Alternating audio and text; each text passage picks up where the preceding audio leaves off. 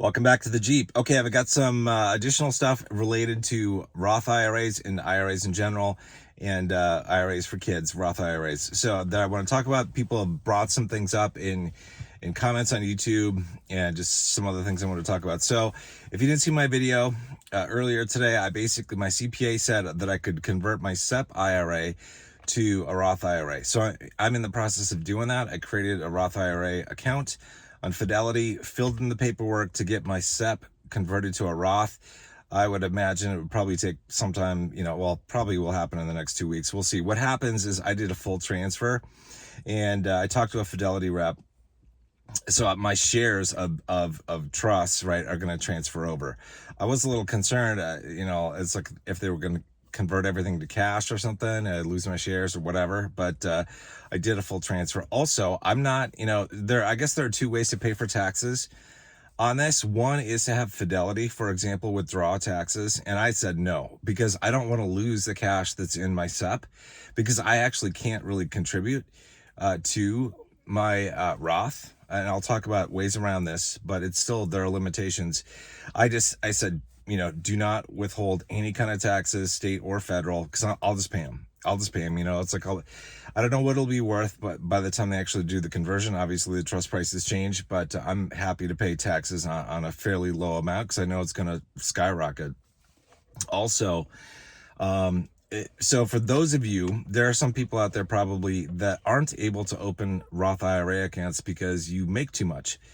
And the IRS says if you are making too much, you're too rich, you can't open or you can't contribute to a Roth. I found this out like a year ago or something when I was searching for it, and it disappointed me and it pissed me off, because I don't think anybody should be, withheld from contributing a few $1,000s to a Roth, no matter how much you make. Jesus.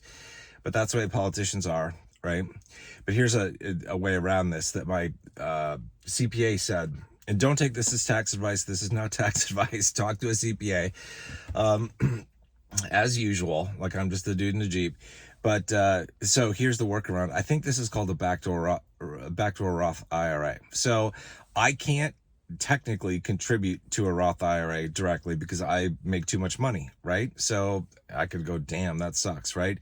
But here's the hack. Here's the workaround. As I was talking to my CPA, he said, Ethan, you convert your SEP IRA to a Roth. He said, and then set up a traditional IRA and convert that to a Roth. And I was like, what are you talking about? I've only got a SEP IRA. And he said, no, this is a two-stage process. Like, convert your SEP to a Roth IRA first. And then, which, if you guys don't have a SEP, this obviously won't apply to you, but the second part can't.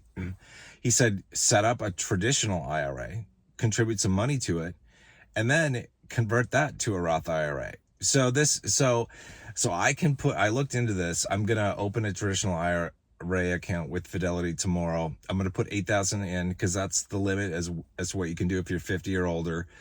If you're under 50, you can contribute up to 7,000, but I'm going to contribute up to 8,000. And it's 8,000 is not much in the size of my portfolio, obviously, but it's going to be huge on the outcome. And I'll give you an example. And this, you can have a similar outcome if you do something like this, right?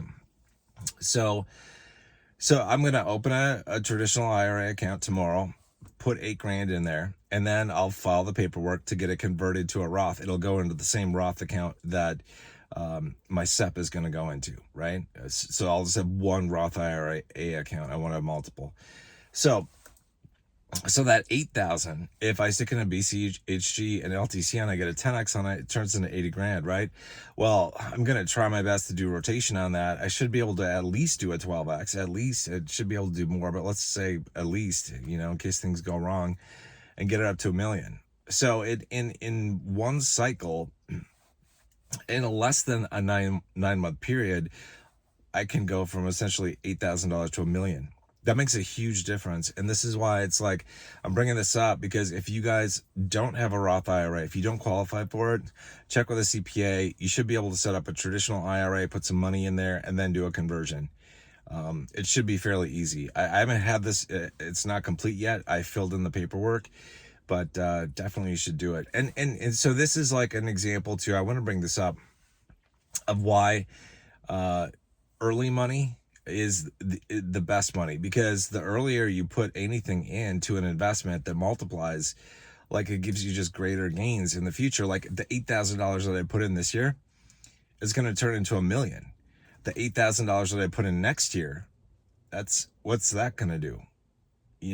It's not going to be nearly as good. It's not going to be able to grow as much. So with that, the amplification factor, it's like, it's crazy. It's crazy because even if I contribute $8,000 a year before we get to the next bull run, well, I can only contribute like maybe 24,000, maybe 32,000, a little bit more if they up the limits. But before I would convert that traditional IRA to my Roth, right?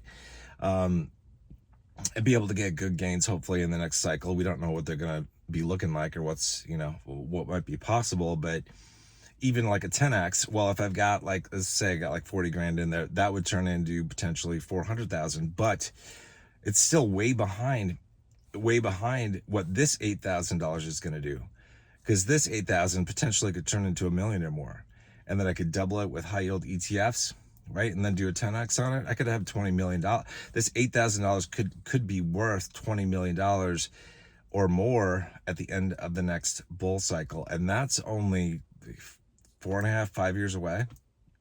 That's crazy. And it's tax-free. Okay, so not only is it tax-free, well, it's growing inside like a SEP or traditional, but it's tax-free coming out. But the rules could change. Like the politicians, somebody made a comment like this, and it's like, I wanted to bring this up, and I would agree with them that the government could always change the rules on 401ks, on IRAs, and they could easily, like I could see something like this happening, in the future.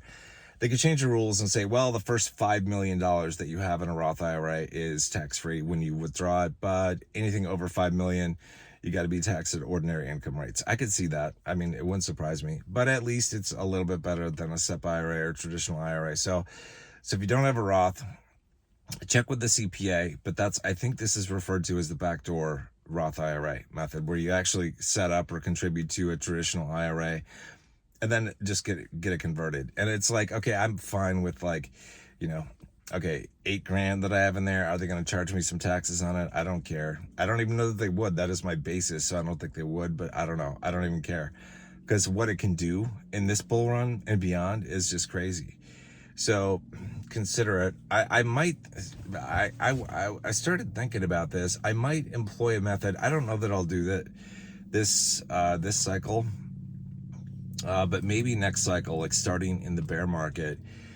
And I don't know what the technical term for this, if this is actually considered swing trading or if there's a different term for this. And so I'm sure some of you are going to know. So check this out. So let's say the scenario, let's say I'm in 4 trusts in, an IRA, tax-free environment while it's growing, right? Whether it's Roth or SEP or whatever. There are no long-term or short-term capital gains taxes. So it removes any penalty for me for being a short-term trader.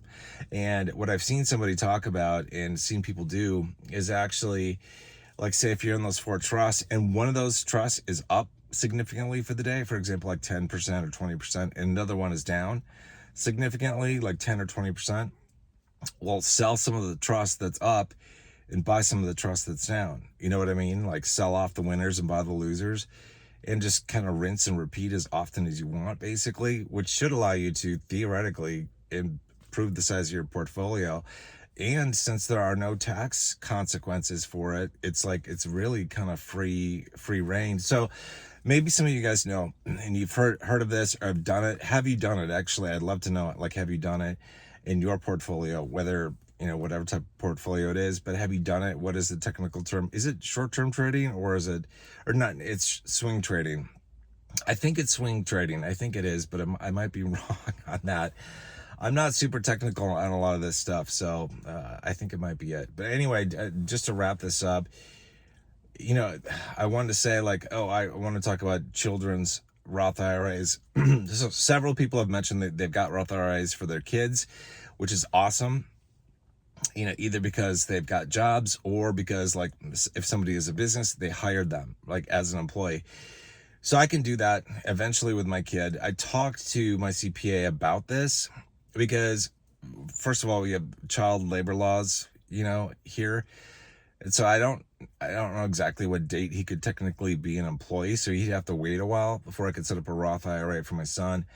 But he did tell me one method too. He's like, well, we have had some clients where the owners of the company will use their kids in like photo shoots that they use for advertising and marketing, and then they just pay them as a contractor. So that's one way to do it too. It's like that would qualify. I don't know that I want to do that. It's not really our business like to do that kind of stuff. So I don't know that I want to do that, but potentially, you never know. But I will be looking into that. Hopefully I'll get him set up with one before the next cycle, but whatever, he'll be good with his UTMA account. But I'll make sure I do the best to get him set up with a Roth IRA when I can, but just something to think about. But definitely, if you don't have an IRA, definitely take a look into setting up a traditional IRA, contributing to it, and then doing a conversion, might be something to think about. All right, I'll see you guys soon. Actually, I don't know what the Roth IRA contribution limits are. I guess I haven't even checked because I still don't think I qualify. But if you need to bump up your Roth, maybe that's a roundabout way of doing it. If you're in a position where you can't add any more money to your Roth, just do it through a traditional and convert it to Roth and just pay a tax penalty that's relatively small in comparison to the gains you get. All right, I hope you guys are doing well. I'll see you guys soon. Take care.